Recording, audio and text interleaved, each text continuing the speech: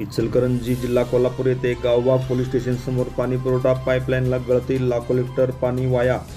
इचलकरंजी शहरातील Gavbhag police station समोरील मुख्य पाणी पुरवठा पाईपलाईनला शुक्रवारी दिनांक 30 मे रात्री मोठी गळती लागल्याने परिसरात पाण्याचे लोट रस्त्यावर वाहू लागले.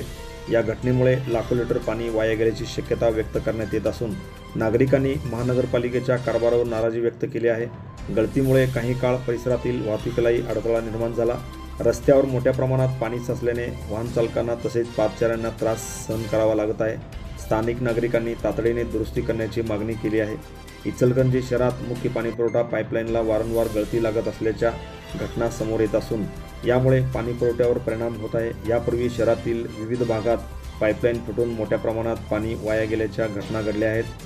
दरम्यान संबंधित विभागाकडून गळती दुरुस्तीचे काम हाती घेण्यात येणार असल्याची माहिती मिळत असून नागरिकांनी कायमस्वरूपी उपाययोजना करण्याची मागणी यावेळी केलेली आहे. अनिकेत कुंभार, TV1 Marathi news, Ichalkaranji. Press the bell icon on the YouTube and never miss another update.